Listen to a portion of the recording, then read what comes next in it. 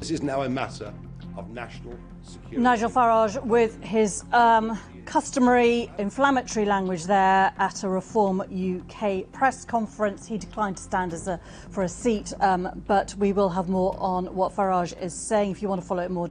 Nigel Farage. Now, an apology. Earlier today, we heard live from Nigel Farage speaking at that election event we just saw. And when we came away from his live speech, I used language to describe it, which didn't meet the BBC's editorial standards on impartiality. I'd like to apologise to Mr. Farage and viewers for this. In a thrilling exchange that had the audience on the edge of their seats, Nigel Farage, a consistently controversial figure, dissected the BBC presenter's arguments with sharp precision and unwavering confidence. This was more than just an interview, it was a captivating performance, a masterclass in revealing and challenging media bias. The presenter, relying solely on cliché phrases and dull questions, quickly found himself ensnared, unable to counter Farage's bold and clever retorts, as he expertly wielded the facts and left no room for escape. Nothing radically different is going to happen. Things will just get a little bit worse. Everything was done to try. Everybody wants to stop us. I mean, the political establishment want to stop us. The political establishment do not want change. And of course, it's great, isn't it? Rishi gives way to Keir. It's just a change of middle management. Nothing radically different is going to happen. Things will just get a little bit worse. Everything was done to try and stop us. If you look at the story selection from the BBC, things that activists said became major news stories. Did that happen with the Labour Party under Corbyn? Well, we did see some of the anti-Semitism, but frankly, not that much of it. The Channel 4 stitch-up over the so-called racist campaigner, the biggest fraud I've ever seen. The guy's an actor, a posh actor, who turned up in our office sounding like Alf Garnett. The whole thing was a stitch-up. I could moan and moan and moan, but there isn't much point. The fact is that we have no support from any national news. Farage was determined not to rest on his achievements and passionately described the political establishment as a closed entity that is doing everything it can to stifle any movement that threatens its power. He emphatically declared that voters are fed up with being consistently overlooked by the elite, and this frustration has been building year after year, evolving into a storm of discontent. He argued that this widespread dissatisfaction has paved the way for the rise of movements like Reform UK, which provide a genuine alternative to outdated policies. Farage also took aim at the fractured Conservative Party, emphasizing that Boris Johnson, Rishi Sunak, and others have repeatedly failed to unite their base, instead presenting conflicting ideas that alienate both traditional Conservatives and undecided voters. In contrast, Reform UK aims to harness the growing anger of those who feel neglected and forgotten by the political system, offering them a glimmer of hope for change. The broadcasters, including GB News, were very limited by Ofcom in terms of the coverage they could actually give us. And the BBC acted as a political actor right throughout. My first interview on the BBC, I did a speech from Dover about the boats and why Labour's plan wouldn't work. And the new BBC News channel took it live.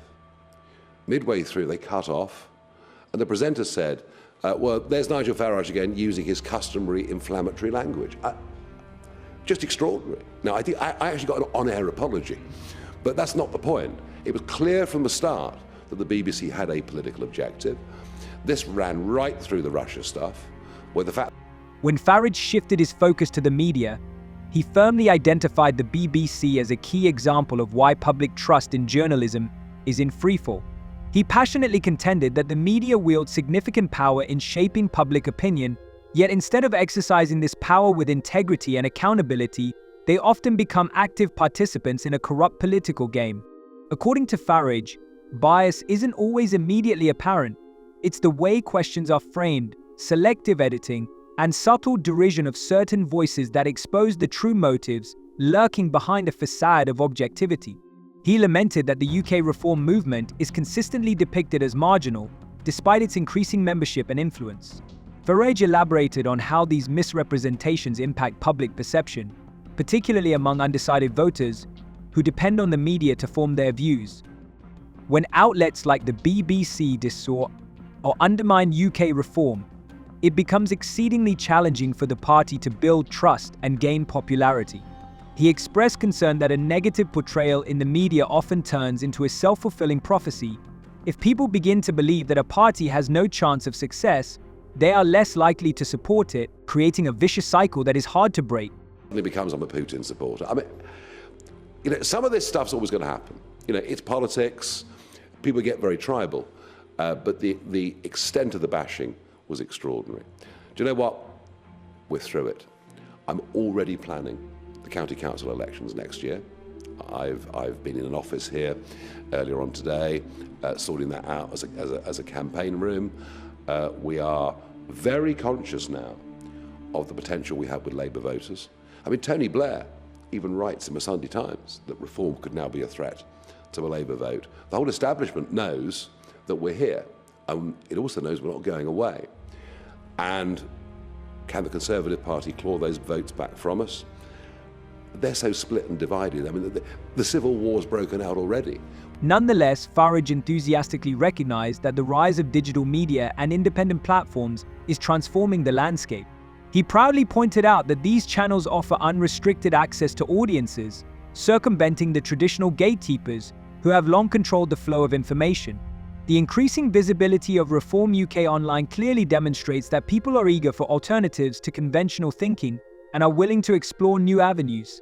While the path ahead may be challenging, Farage firmly believes that the mounting public dissatisfaction with biased media will ultimately serve as a powerful catalyst for his party.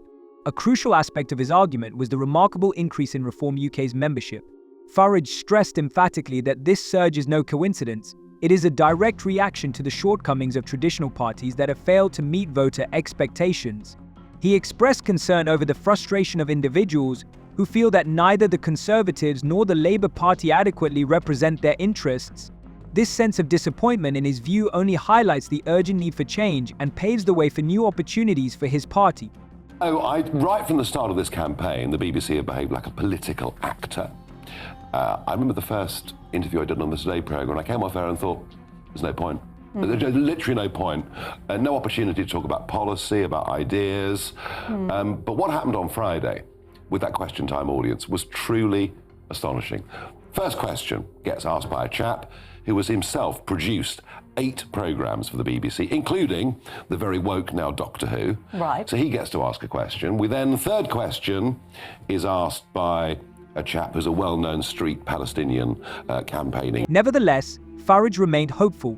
He passionately pointed out that alternative media platforms and grassroots movements are starting to boldly challenge the dominance of traditional media by amplifying the voices of those who feel overlooked or misrepresented. In his view, this could mark the dawn of a new era, where the media's grip on public opinion finally loosens, allowing people to hear the truth. Farage's critique of the media was not merely an expression of frustration, it served as a crucial warning that must not be ignored. He spoke fervently about how traditional outlets like the BBC manipulate narratives to safeguard the status quo. According to him, the issue extends beyond a single failed interview. It represents a systemic bias that callously disregards alternative viewpoints. He passionately argued that the media should serve a neutral role in uncovering the truth, yet all too often it becomes a tool for those in power, betraying the interests of the public. To bolster his argument, Farage provided striking examples of how Reform UK has been unfairly portrayed. He pointed out instances where interviews were abruptly cut off, party statistics were misrepresented, or political positions were distorted. Farage emphatically underscored that such tactics foster a toxic environment in which the electorate is misled, making it increasingly challenging for new parties like his to engage with the public and communicate their ideas effectively. Activist. I think question number 7 or 8 was asked by a girl who's a very active left-wing campaigner, which is perhaps fine. Point I'm making is, a question time audience is supposed to be representative of the country as we go into the final week of a general election. It was miles from that. And I did ask the BBC for an apology. Having said that, does that necessarily disadvantage you? Because you know what you believe, you're a robust communicator, you get taken on by people that don't agree with you, then it's sure. You can position yourself very strongly. Look, I'm all for a free and fair debate, goodness gracious me. But I've now done a series of big BBC programmes over the last few weeks, and every single audience has been tilted towards either the Green or the Labour Party in the most astonishing way. They refute that, and I will read their statement at the end, but fair enough. During the interview, it became clear that Farage was not there to play by the BBC's rules. He boldly exposed the subtle tactics the media uses to undermine movements like his, and did not hesitate to accuse the political establishment of completely disregarding the views of ordinary citizens. Before proceeding, he urgently requested a small favor. Farage was unreserved in stating that the greatest threat to progress in Britain is the paralyzing fear of change among politicians. For decades, he argued, the same career politicians have switched parties repeatedly to cling to their power, resulting in a stagnant status quo. He passionately contended that media outlets, like the BBC, act as silent bystanders, ensuring that alternative voices are either silenced or ridiculed. His party, Reform UK, was no exception to this bleak reality. Yet, despite these challenges, Farage proudly highlighted the increasing membership of his party, asserting that this growth is clear evidence that people are starting to recognize the failures of the political elite and are demanding change. What are your thoughts on this video? Share your opinions in the comments and see you next time.